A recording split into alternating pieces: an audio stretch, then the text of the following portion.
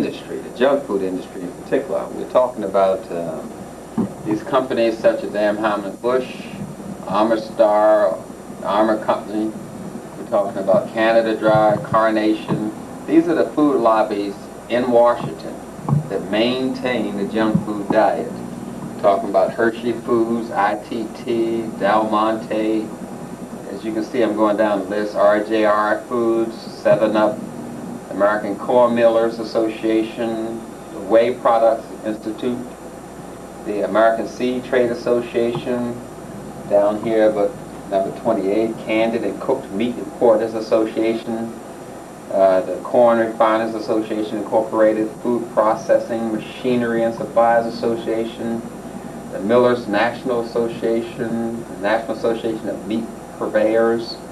We're talking about a billion-dollar industry that is fueled at gauging you to think about your health and food differently. They want you to be separated from nature, and to do that separation they use something called junk food. They don't want you to eat the corn, they want you to eat the corn flakes. They don't want you to eat the potato, they want you to eat the potato chips. They're trying to put something in between you and nature so they can control you. And these are the companies, billion-dollar industries that are multinationals that control what you eat and how you eat. The Europeans basically control 80%, over 80% of the good cultivatable land in the world. And they eat 50%, over 50% of the food, because a lot of the food is lost in refining. So the Europeans control the majority of the good cultivatable agricultural land in the world, and they eat all the food in the world, and they cause a lot of starvation just to fuel these companies. Now then, I'm going to go over some of the basic things that we must know. Here's a list of do's and don'ts. About food. Do eat only fruits, nuts, and vegetables. Eat uncooked food as much as possible. Living food. Diet is ideal. Learn the proper rules of food combining for easy digestion. We're going to go over those rules. Eat foods at room temperature. You don't want them too hot. You don't want them too cold. If they're hot, your body has to cool them down to 98.6.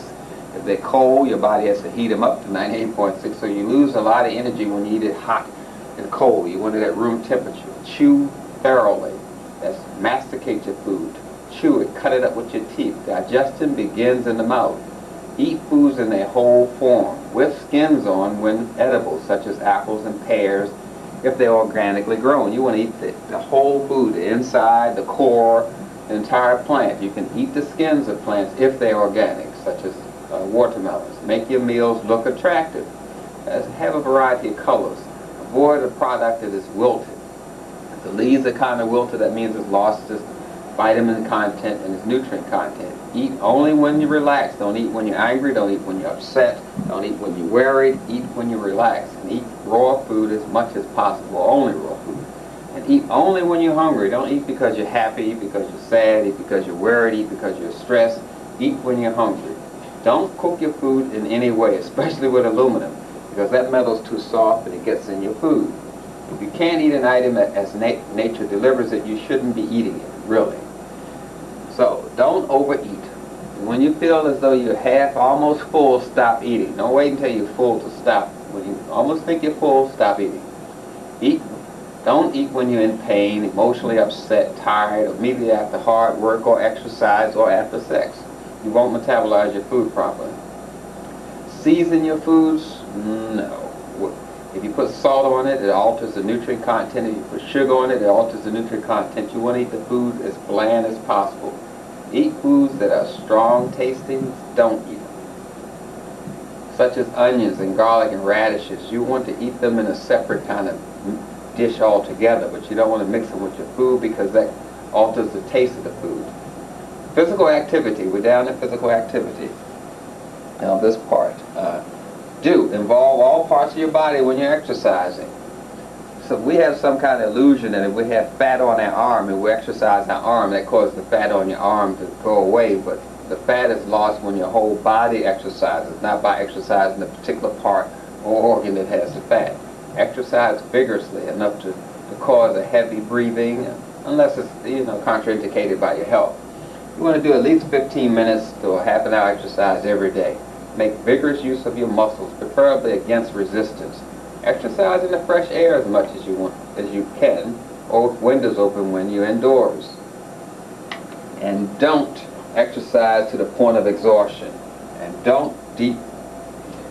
we're down here at the don'ts. Don't deep breathe without being active at the same time. Don't exercise immediately after following the meal, as I mentioned before, or sex or exercise.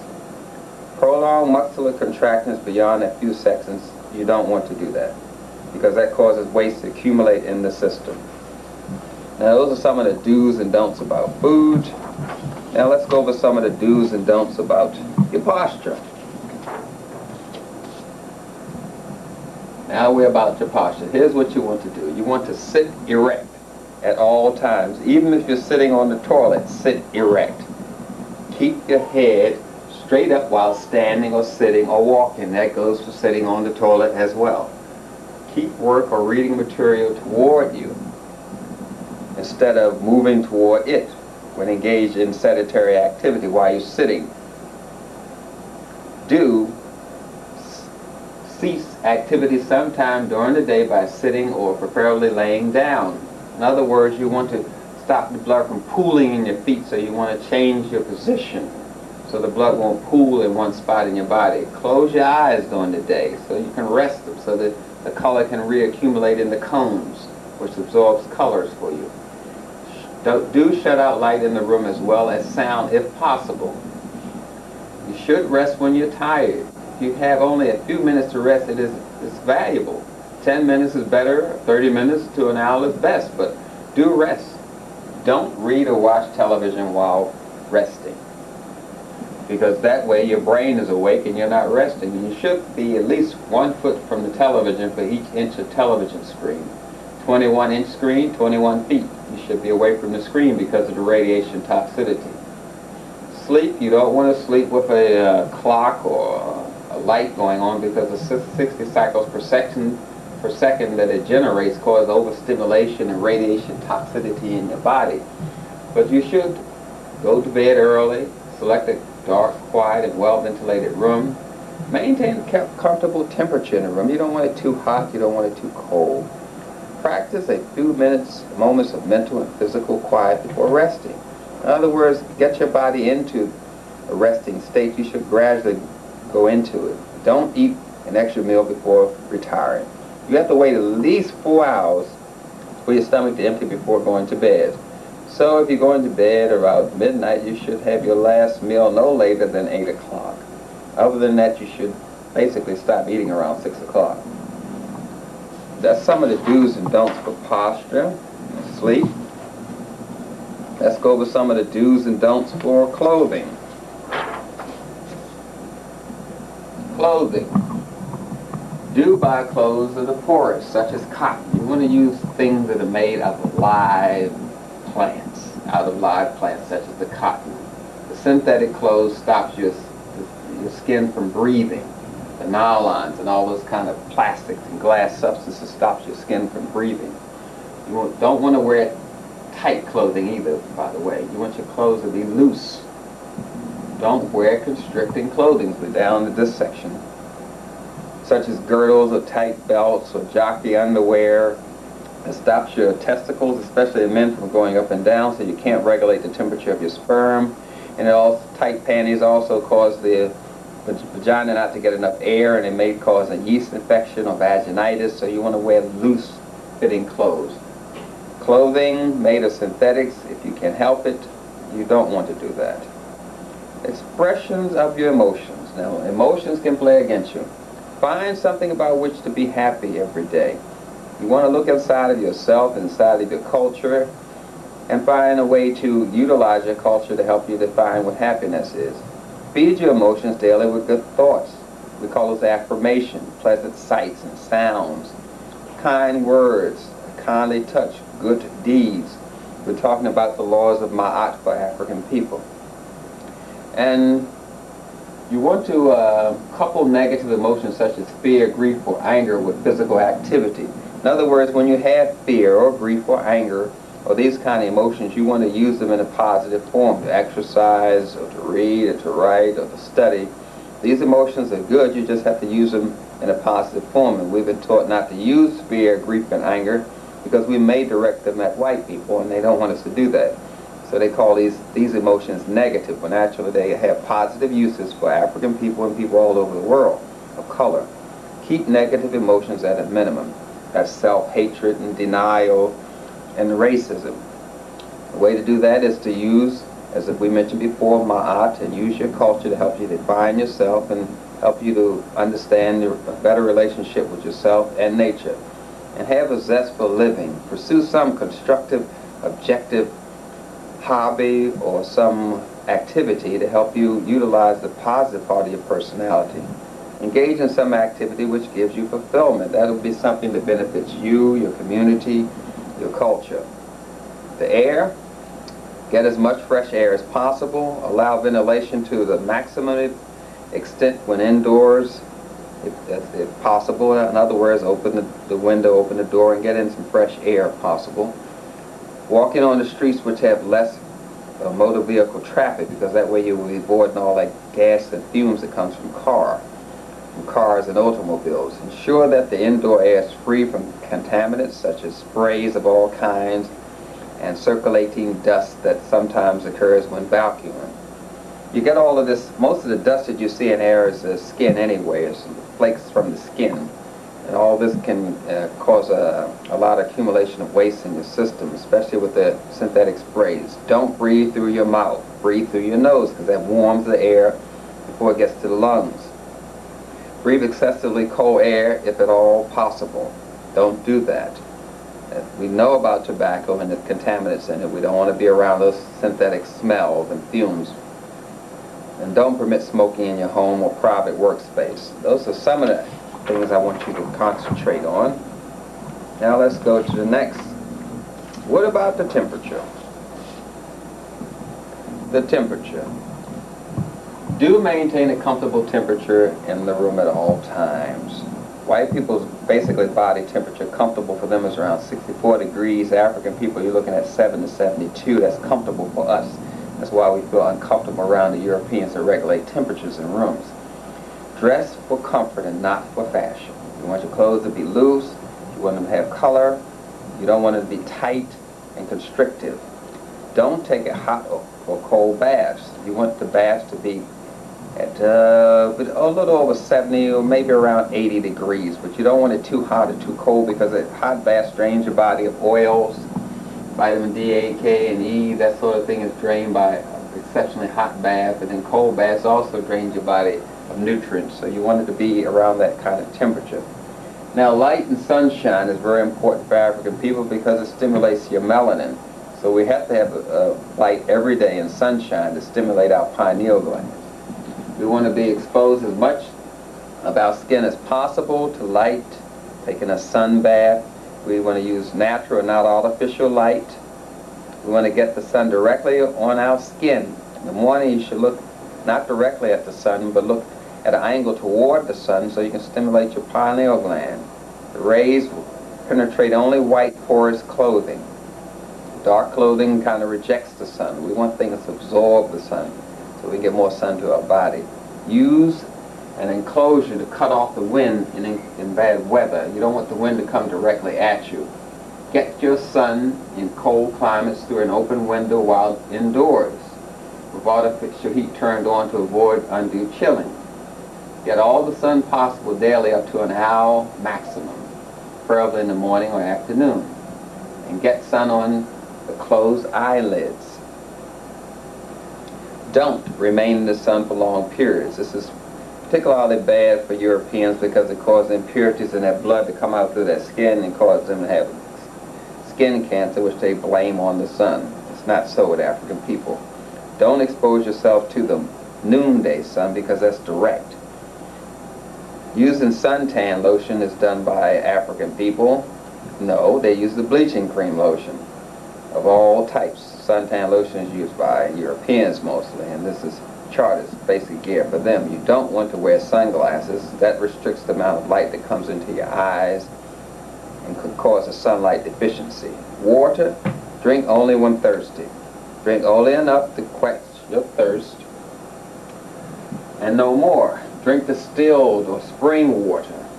Don't drink with your meals, because that dilutes the digestive fluids and stops you from getting the proper energy from your food.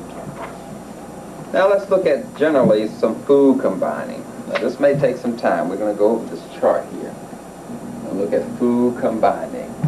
Give you a better image here. Focus on. That's food combining. Now, we have acid fruits, subacid fruits, and sweet fruits.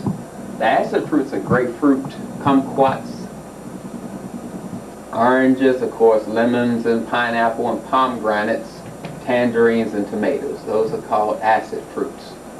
They do not combine with sweet fruits. The sweet fruits are bananas. Those are coconuts when they're young and in a jelly state.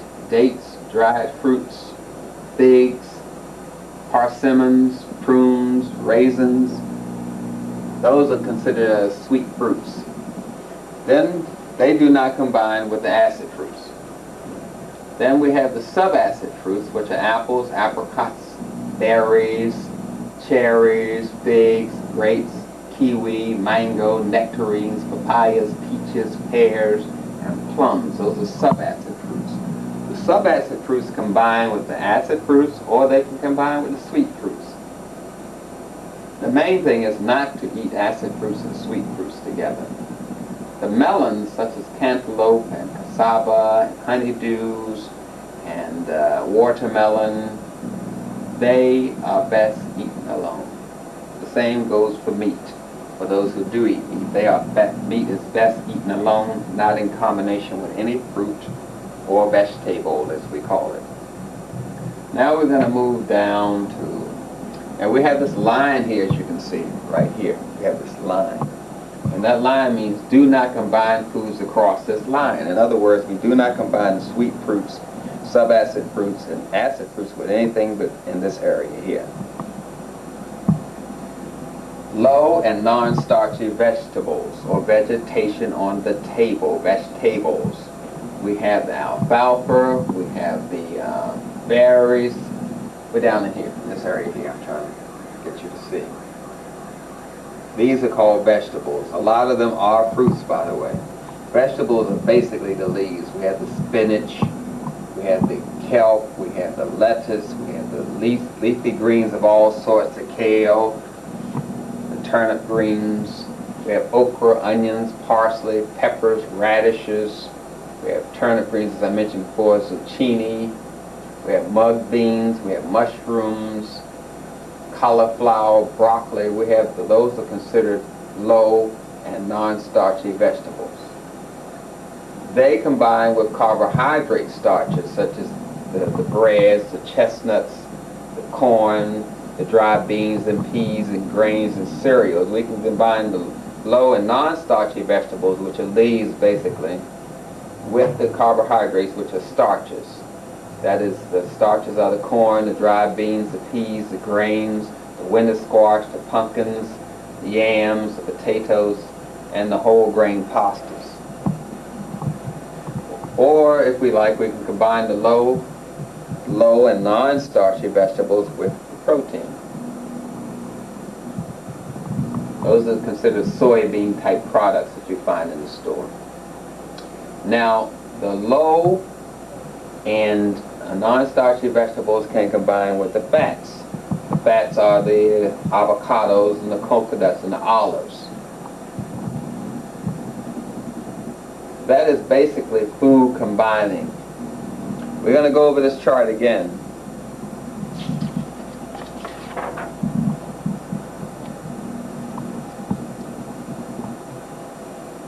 Key with the food combining, it makes digestion easier. It doesn't put a strain on your digestive tract, and when you combine food improperly, it causes the lining of your gastrointestinal tract to get thicker, and it causes the wrong combination of digestive enzymes, which we call alkaline and acids, secreted by your liver and your pancreas. And you can't get the right combination of acid and alkaline unless you combine your food properly, and that increases your digestion, increases the amount of energy you get from your food. So let's start again. What combines with proteins? Proteins do not combine with starches. Protein and starches do not go together. Protein and starches. What are protein? Your nuts, your bean sprouts, your peanuts, which is a bean, and your seeds such as sunflower, sesame, and pumpkin. It's a poor combination with starches. Your starches are your carrots, your chestnuts, your corn, your peas, your fresh corn, by the way, and your fresh green peas, and your bean, which is called peanuts, and your winter squash, acorns, Hubbard, butternut, peanut squash, and Jerusalem artichoke, which is similar to a potato. Now, the starches combine good with vegetables. Your vegetables are leafy greens, asparagus, bamboo shoots, broccoli, cabbage, cauliflower, celery, cucumber, eggplant, green beans, turnip, kale, okra, kohlrabi, sweet peppers, summer squash, zucchini, yellow squash, that sort of thing. They combine well with the starches. You can combine the proteins with these vegetables, the vegetation on the table. That's a good combination, but you cannot combine protein with starches. Now let's go down further on this food combining. A poor combination is proteins with acid fruits. We're down at the bottom here. These acid fruits, as I mentioned before, the grapefruit, the lemon, the lime, the orange, the pineapple, the pomegranate, the sour plum, and strawberries, those are acid fruits. You can combine those with the subacid fruits, such as the apple, the apricot, the sweet cherry, the fresh fig, the grape, the huckleberry, the mango, papaya, pear, peach, and sweet plum. That's a fair combination. Or you can combine the subacid fruits with the sweet fruits, such as bananas, the dates, the persimmons, the raisins, and the dried fruits, apple, figs, and pears. That's a fair combination. Combining sweet fruits with acid fruits, that's a poor combination. You don't want to do that. Another poor combination is sweet fruits with starches. Another poor combination is the subacid fruits with proteins. So basically what I'm saying is that the proteins go with the vegetables, the starches go with the vegetables, the subacid fruits and the acid fruits can go together. The subacid fruits and the sweet fruits can go together. But the fruits do not go with the vegetables, and they don't go with the starches and the proteins. Meat is best eaten alone, and melons are best eaten alone. Avocados, they're rich in fat, and they are best combined with green vegetables. Tomatoes may be eaten with non-starchy vegetables and proteins. Melons of all kinds, as I mentioned before, should be eaten alone as well as meat. And this is due with the schedule of the body. You have an alimentation period. That means you can take food in. You can take food in roughly between 12 noon and 7 p.m. That's the cycles. We're into the circadian cycles of the body.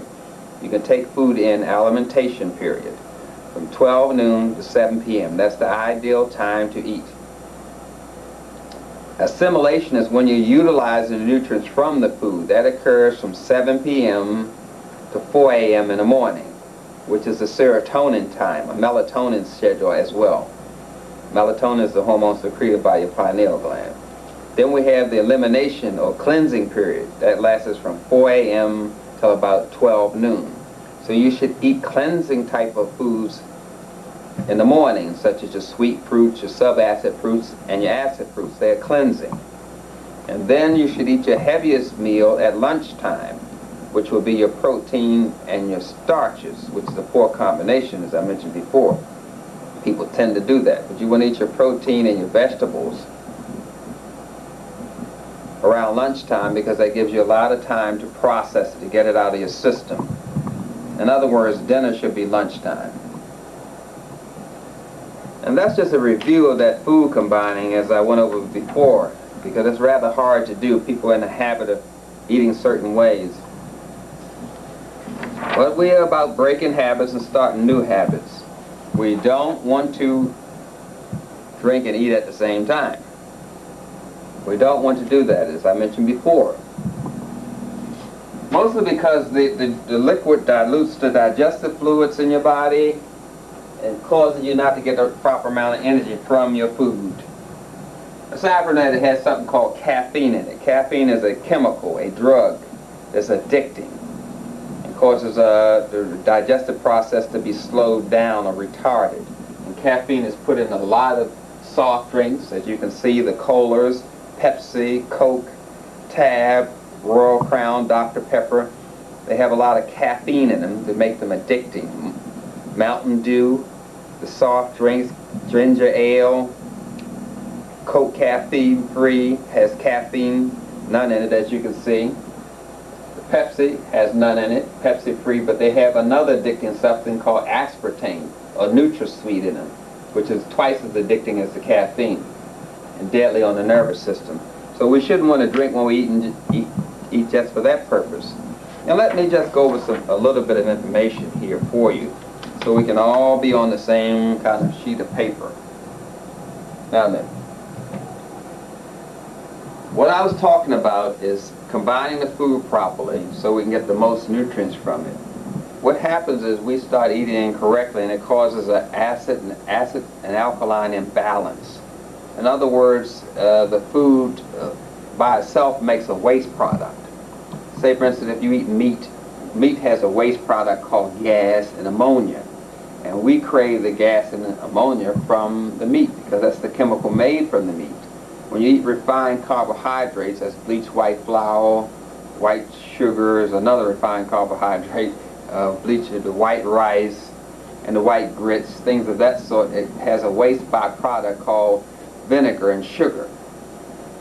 And we are taught to crave the waste byproducts from the digestive process. And the waste causes an increase of serotonin to be released and causes your sympathetic nervous system to work extra hard. It also increases your circulation and increases your white blood cell count, by the way. These waste byproducts that we are taught to eat, which is high in our food. Food combining is basically a science.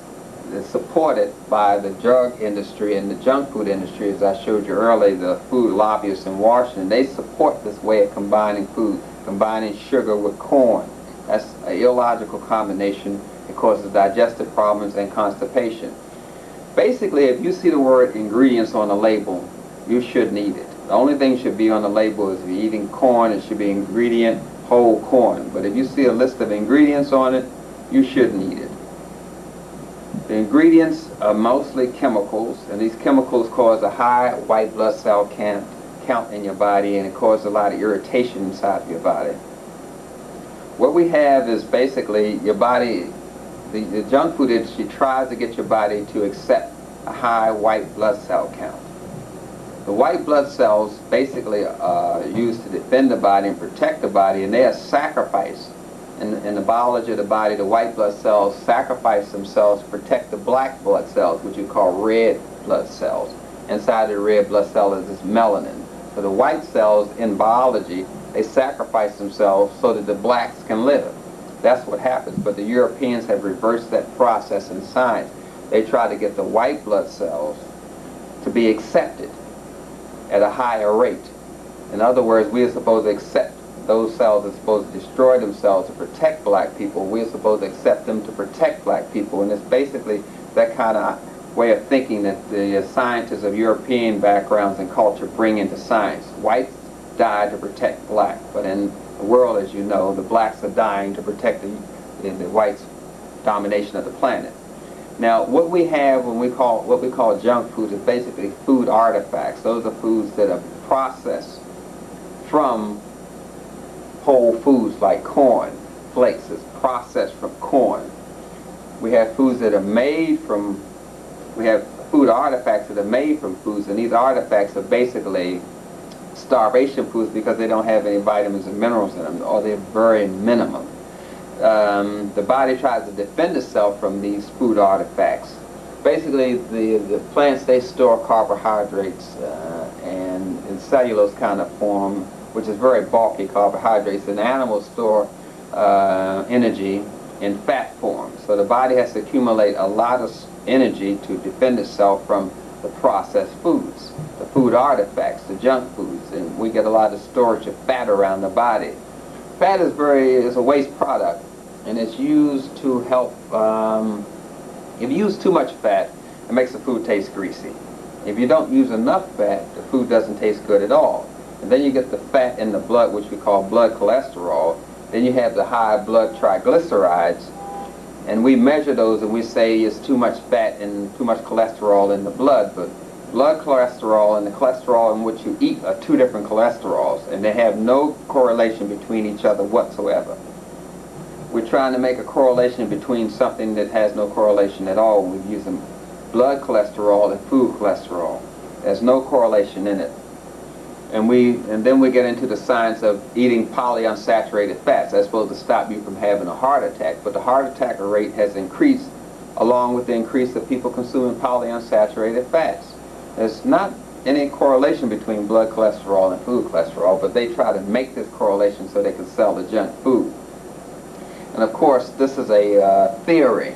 And we have a lot of theories in European science. A theory is basically a hypothesis or a best guess based on the scientist's observation of something.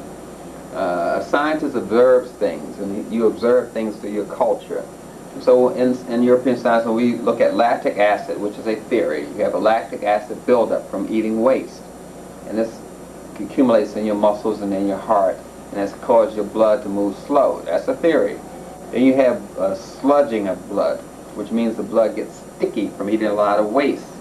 That's another theory. Then you have cross-linkage of blood. That's what you call liver spots on white people's skin. That's the tissue breaking down and the melanin coming to repair it.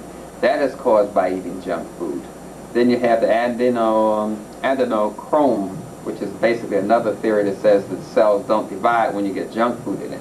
These are the body's reaction, defense reaction from the junk food. But this is called a normal reaction in the body, because the food itself is processed as a food artifact. It originally came from a whole food like corn or wheat, but after you process and make bleached white flour, you no longer have a food, you have a drug, which is a substance other than food. That's how you define it in Webster's. It's a substance other than food that causes some change in your body in some way. That's why they use the crossbone ritual, or what you see, the crossbones on drugs, which means they're poisoned. You see crossbones in a skull that comes out of the apothecary system of rituals, which they use to call a spiritual force. And they used to use these bones and hit them on knuckles, and it's called the knuckles kind of ritual, which they use to call the spirit of this chemical. In any case, what we're trying to do is get back to eating whole foods, not food artifacts, not junk food, because we know that cooked, processed junk food causes a lot of bacteria to grow. This has been proven like with a food like yogurt. If you try to have the acidophilus bacteria or the bacteria Bacillus vulgaris, which is a bacteria, to grow in raw milk, it won't grow. This bacteria only grows in cooked milk. You get a high amount of white blood cells in cooked milk because it is robbed of nutrients and it's waste, and waste causes bacteria to grow. When you cook the food or process it, it causes the body's peristalsis, the contractions of the stomach, to be retarded and slowed down. When you combine food improperly, it causes the muscles in your body not to pass the food out properly. They slow down. Then the bladder's function begins to slow down, and you lose the ability to control your bladder. That's why when people get older, they start wetting on themselves and start using these diapers called Depends, because cooked food causes deterioration of the ability to control the bladder. You notice that with children that are on cooked bottled milk, they urinate more than children that are on breast milk, which is raw. And the cooked processed food also causes the nerves to get intoxicated. Accumulate a lot of waste, and the nerves get intoxicated. But when you're eating the food that is raw, it has what we call enzymes in it that makes the nutrients in the food available. But once you cook the food, the enzymes are destroyed and the nutrients in the food are not that available to you.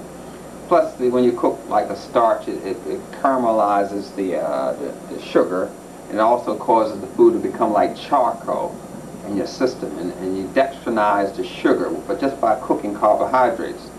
And then when you cook the fats, we can get something called a trans oil, which causes the body to accumulate a lot of waste in the blood supply, and the cells become heavy and sticky. And when you cook the protein, it becomes like a glue. in the body. It makes a lot of sulfuric acid, hippuric acid, and phosphoric acid, a lot of waste. So we want to stick to combining the food properly, which gives us the right amount of nutrients in the food, and eating properly and breathing properly, as I mentioned before. Now let me show you what goes on. Basically, this is a part of the brain I'm going to show you now. We're going to get a little more complicated here. Mostly because why I'm showing you this is because the effect of the cooked food is on the brain. The effect of bad food combining is on the brain. This is what occurs in the brain. It slows down the functioning of the brain just by cooking the food and combining the food improperly. We have a section of the brain here that we call the limbic system. And the limbic system is where you get all its feelings are. Because everything is interpreted as a feeling in the body. And we have this section in here where this feeling, where you get a reward from feeling good. And we have the locus coeruleus here, which is that black melanin center, middle part of your brain. So all this is part of the feeling. And your feelings are reduced by when you combine food improperly and when you cook food. Now then, I'm going to go over some more with you. I just want you to understand that we have various types of personalities and various types of stomach shapes. There's not just one type of stomach. As you see in the books, you may see one type of stomach, and everyone thinks their stomach looks sort of like this. But these are the various types of stomachs that people have. We have stomachs different in each race, generally, because of the muscle structure and the amount of melanin in the stomach. So each race metabolizes the food differently and secretes a different type of digestive enzyme, and each stomach has a personality. The stomach of a baby is more tubal shaped, like this. And then it may develop this roundness as you get older. It's not all just the same type of body and the same type of organs. We have personality changes and differences in the body, just like any other section of your body is quite different from the other. But the main objective is when you treat the food improperly, you don't get the right reward from it. You don't get the nutritional reward, which causes a reaction in your body. I'm talking about a nutritional reward, which helps accentuate the positiveness of your behavior. So when you're combining foods improperly or cooking it, you're leading yourself toward having addictive types of responses. Biochemically, you're altering the amount of messages that come into the dopamine receptor site of your nerves, and it helps fuel and support the body into other addictive type of behaviors. As you see here, we have addictive behavior, compulsive behavior, impulse behavior, and personality disorders. But when you're combining the food improperly, it causes improper chemistry in your body and allows you to become prey to other type of diseases, mostly addictive type of diseases, as you see here. We want to give the right chemicals to the body by combining the food properly. Now let's just look at the transient time in the body. This is how the food moves in the system. Yeah. So I'm going to start here with right here with your first meal. This is your meal after breakfast. This is breakfast in the stomach. Then we're going to after dinner. So now we have, this is breakfast, this is dinner, this is breakfast, this is dinner. Now you've eaten your dinner. Now we're going to have what you call a, you can call it supper if you like. Actually we can call it lunch. We can say this is breakfast, this is lunch, and this is dinner. That will help out. And these are the 3 meals in your system. Breakfast, lunch, and dinner. Now before breakfast leaves the stomach the next day, usually, here's breakfast. Breakfast should be out of the digestive system altogether. The stomach should be free altogether. So we have a free stomach now. Now we're going back into the digestive system. We're looking at how the food passes in and out. But if you were to eat a snack and put it in the stomach, at this point, it will retard the digestive process. And that's what people usually do. They retard the digestive process so you don't get this proper passage of the food of dinner and lunch through the body. And the food begins to back up. Now, this is breakfast on the second day. Now we're going back to breakfast. This is what your stomach should be empty. Then you eat breakfast. Now the only thing in your digestive system, lunch is gone. This is supper on the next day. Supper's coming out now.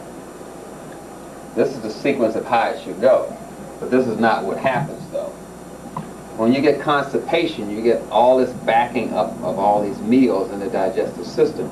As you can see from this transient time chart, how the stomach is empty before these meals come into it. Before you have the next meal, the stomach is empty.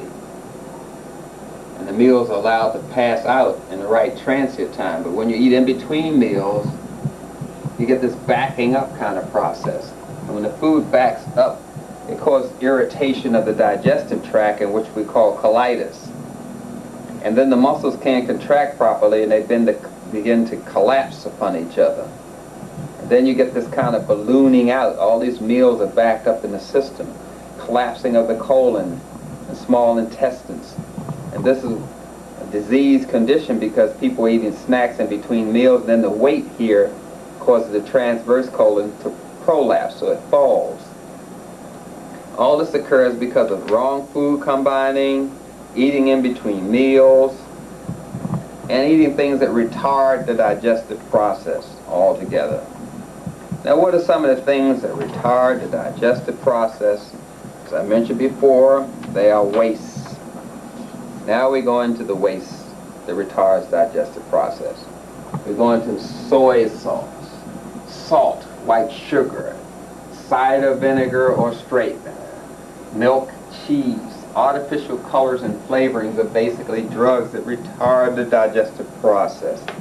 Sodas. Even people that have fruit juice soda, they're still drinking that carbon. And the carbon deprives the brain of oxygen and slows down the digestive process. And you have 3 drugs in chocolate, which are stimulants to the sexual system. And they also retard the digestive process because they revert the energy to the wrong section of the body. Then you have colored butter, which is grease and slows down the digestive process, along with dyes to slow down digestion. Then people get indigestion, as they call it. The body's trying to keep up with all this waste, and they take an antacid which stops the digestive enzymes from breaking down the waste. And this also retards and constipates the system. Then you have processed meat, which can be any combination from the skin of the animal, to the teeth, to the bones, to fat, to mixed fats, to waste meat, contaminated meat, which slows down the digestive process. Then you get mustard, which is an irritant and slows down digestion, and pork and pickles, which is a vinegar, and preservatives, which are retardants, which retards the digestive process. So these are some of the things that people take into their body that stops digestion altogether or slows it down. Now I'm going to show you some food that does not combine well, as I mentioned before. These foods do not combine. Milk, as taken by a baby calf, is not combined with anything. Milk is eaten by itself in nature. Meat eaters, lions, tigers, wolves, when they eat meat, they eat meat. They don't stop eating the meat and eat some vegetables. They eat the meat. Meat does not go with anything, so it should not be eaten with anything. This oil here, oil does not go with anything. If you put the oil on the food, it stops the digestive enzyme from getting to the food. The milk, the meat, and the oil do not go with anything on this table, and they do not combine well with anything. Then we have this gold medal enriched flour, which is a starvation food, a processed food, which makes it a drug in itself, and it does not go well with anything. Drugs do not combine with anything. They're synthetics, and synthetics do not combine. All of those foods, if they are eaten, should be eaten alone. As I mentioned before, drugs are substances that alter your function. Now, if you want to recover from these drugs, these synthetic foods, there's some basic nutrients that you have to have, just to have the nutritional foundation to recover from eating the wrong combinations in junk food. You have to have vitamin E, which is for the detoxification and is an antioxidant.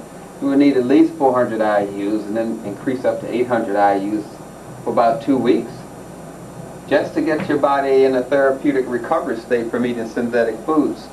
Then you need esterified C, or which is a buffered C, or acid-free C, about 2,000 to 5,000 milligrams a day.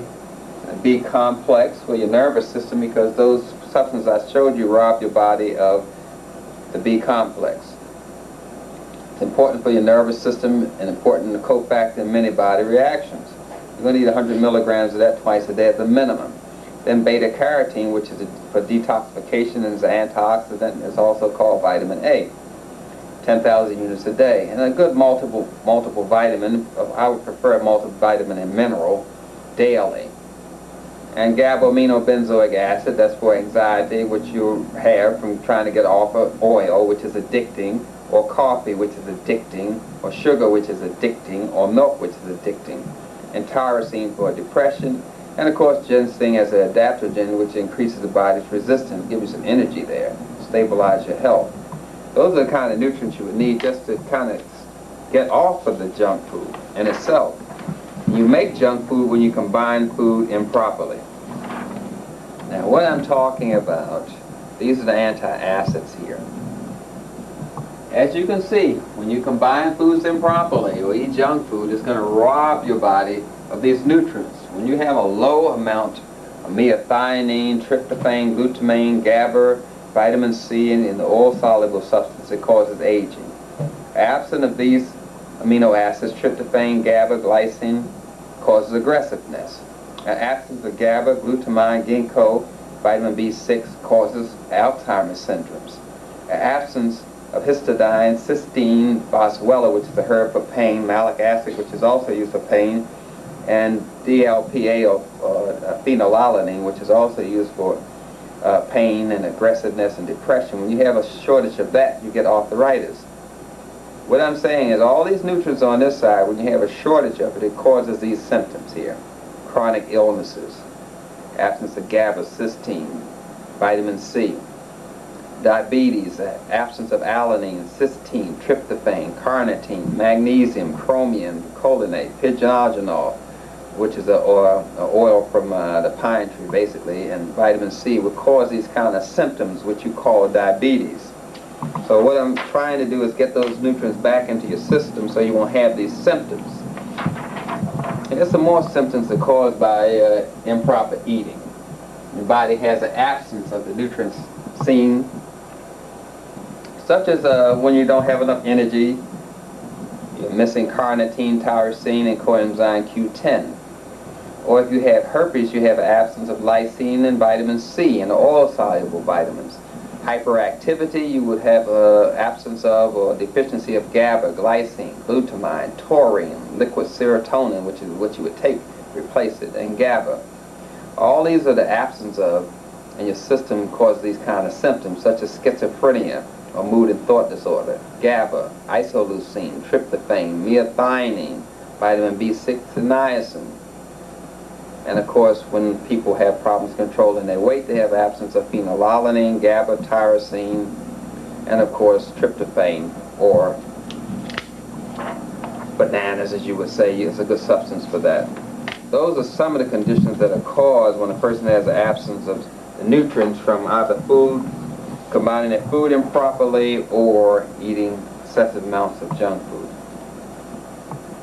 As I mentioned before, you have these white blood cells, and their main job is to protect the black blood cells, which you call red blood cells. The white blood cells sacrifice themselves to protect the black blood cells, that black center in the red blood cells, which causes the color red. You want to get rid of these animals on your table. The cow, the pig, the sheep, the bird, all of these animals should not be on your table.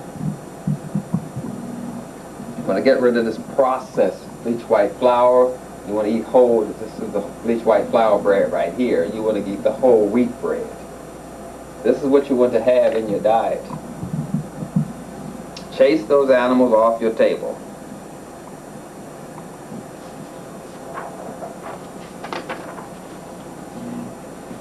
Proper foods to eat and their classifications. I'm going to go over it once again for you. And we have a tendency to follow the wrong classification of food because we don't know what fruits are. Fruits are any food that has a seed inside of it. It's a fruit.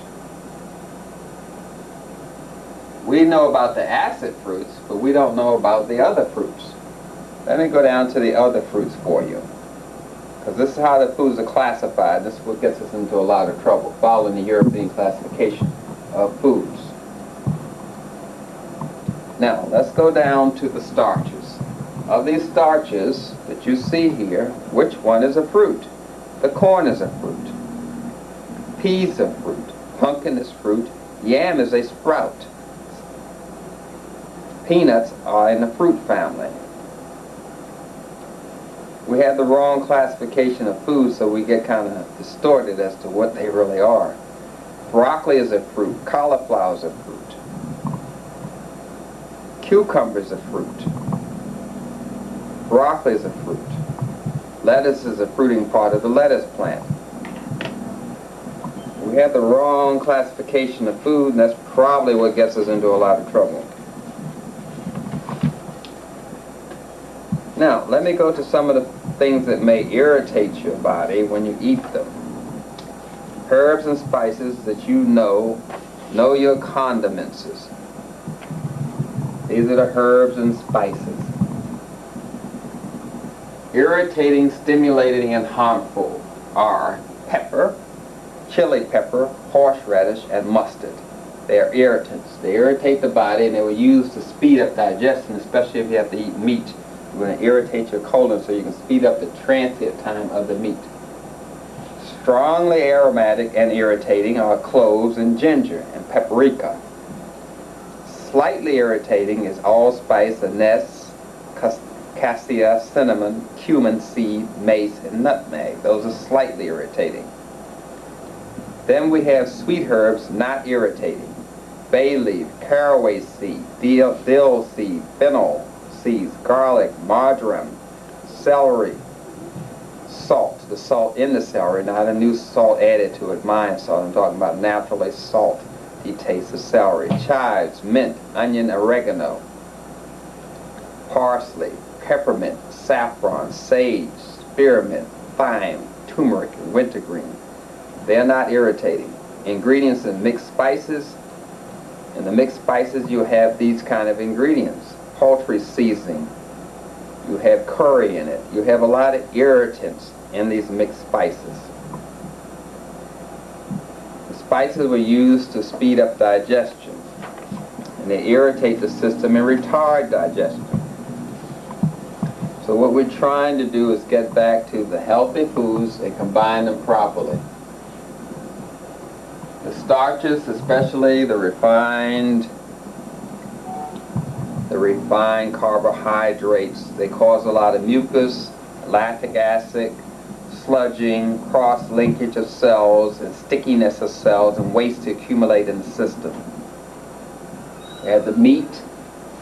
All living creatures, when you cook it, it produces glue in your system. We have the starches, which is dextrinized and caramelized and charcoal type waste products are made from refining. Dairy products, which turns into a casein type glue, along with eggs and butter. And there's refined carbohydrates known as sugar, irritants and honey that's put in there by the bee to preserve it. The artificial syrups or sweeteners such as corn syrup, which is a white sugar, and the condiments such as salt, which dehydrates and also accumulates waste in the body. The black and white pepper and acetic acid. What I'm trying to get focused on is the healthy fruits down the bottom here. The vegetables are all green leafy vegetables. So we went over before in the food combining chart. We want to get to the fruits. Remember, I went over the fruits for you under these vegetables before and pointed out to you which ones were fruits. The okra is a fruit. Zucchini is a fruit. Broccoli is a fruit. Beans and peas are fruits. Cucumber is a fruit.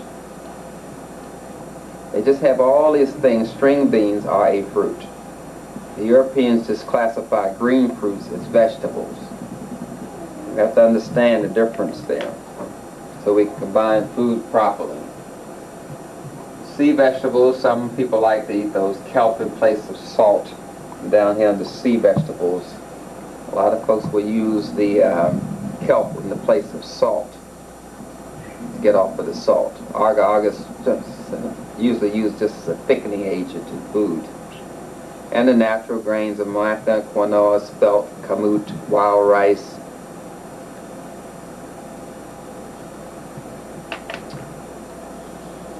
But if we concentrate on combining our food properly, we won't have any problems with digestion, and we won't get this disease here, which is white spots on your skin. I know you have seen them amongst African people, but I thought I should show you the cause of these white spots on black folks' skin, which is a melanin deficiency where the internal organs need the melanin from the external skin, so it pulls it. And you get these white spots on black folks' skin, which means there's a high amount of cellular waste in the body, food waste, which also can indicate that there's a sunlight deficiency. We're here, sunlight deficiency. That stops your body from retaining the nutrients, the electrolytes, the minerals, alters your acid and alkaline balance, which we call pH, and electrolytes, and your ability to produce melanin is decreased with a sunlight deficiency. We have retention of waste in the body due to salt addiction. You can get white spots from radiation toxicity, that's being around computers, x-rays, TVs and appliances, radios and lights. That sort of thing decreases your melanin. You can have lymph gland congestion. Excessive sex or sex stimulation can cause white spots. Loud sounds which overstimulate your limbic system decreases your melanin potential. You can have toxicity to your liver from salt, sugar, drugs, Tylenol, aspirin, alcohol, wine, vinegar, beer. Unstable metabolism due to combining food improperly and digesting food too fast. Your body can be too acid. You can have a fungus infection, athlete's feet yeast infection, severe vitamin C and D deficiency, potassium deficiency from eating salt, micronutrients or cells sticking together, and you can have a vitamin A and B12 or iron anemia. The symptoms of these white spots, deterioration of the cartilage or cell glue, you get wrinkles, you get arthritis, high blood pressure, cysts, stress, and tumors.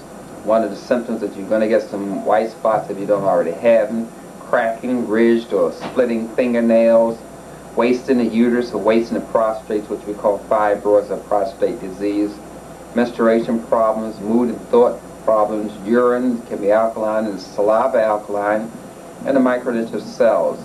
And you can end up with these white spots on your skin simply from combining your food improperly or eating a high amount of non-foods. As I showed you earlier, it is not a simple process because we depend on so many minerals to maintain our health and to maintain our proper balance. And those minerals, of course, are used by the food industry and those companies I showed you before. They use tons of these minerals every day. This is what's required. This is just the minerals that are required to run the industry. Petroleum, all of this is generated from the ownership of African land. The food industry depends on that money that they get from you buying junk food to maintain their control over the mineral content. But I want to go over this one more time so you can have it rather clear, so we'll all be straight. We must combine our food properly so we can get the proper nutrients from it. There's no way you can improve a food. It's made whole and it's going to stay whole. It's already improved. The synthetic foods, you find a new type of Wheaties, a new type of cornflakes, you find a new type of new improved Tylenol. These are drug substances. and they always can be improved, but you can't improve an apple. You cannot improve golden seal. There's no research, there's no way you can improve these things. They're made whole, and so they're fundamentally in the proper state for us to eat them. But when we start eating these acid foods, combining food improperly, such as your body getting acid, it's a symptom of serotonin deficiency, accumulation of fat. You can have a craving or hunger when your body stays acid, so you want to be alkaline or in a melatonin kind of state, which decreases the fat content of your cells and also decreases your craving. What I focus on is food combining and trying to stay away from those illogical combinations such as meat and potatoes, or a hamburger, which is starch and protein, which are illogical and cause a lot of problems in our system. Food combining, that's one of the keys to health. One of the keys to us retaining our health, being in a better state, to further our cause nutritionally and mentally and physically. But the thing is, today you have opportunity to start changing your diet. They have a lot of crossover foods in the health food store. We have the soy meat, the soy burger, the soy sausage, the soy steak, the soy cheese, the soy ice cream, the rice ice cream, the almond milk, the rice milk, the soy milk. All of these are the kind of foods you may need to cross over so you can start working your way into combining food properly. But the first thing to do is just to get away from that junk food and start getting into those soy products, the soy meat, the soy sausage, the soy burger, the soy cheese, the soy frankfurters, hot dogs, bacon, anything you can think of. They already have substitutes for you, so there's no reason for you to just be trying to figure all of this out. First, get away from the junk food and start getting into the soy products, the rice milk, the almond milk, the oat milk, the soy milk, and start steaming your vegetables instead of boiling them in water.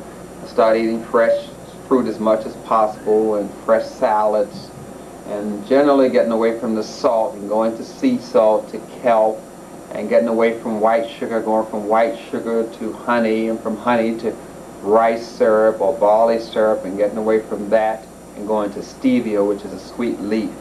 So we want to make a gradual transition. If you haven't thought about food combining, know that you cannot fry your food. That's illogical. Oil doesn't combine with anything. Milk doesn't combine with anything, as I showed you earlier. Know those things and start getting in the habit of using the substitutes, going to the soy meats of all types, and the soy cheese of all types, and the other kind of milk, the rice milk, almond milk, oat milk, and soy milks of all types, so that you can start getting into food combining properly by eating the proper foods. And we know that the soybean is in the fruit family, by the way. So we're trying to get that way. Move slowly and you'll make it. Food combining is the key, but let's move slowly on it. Thank you.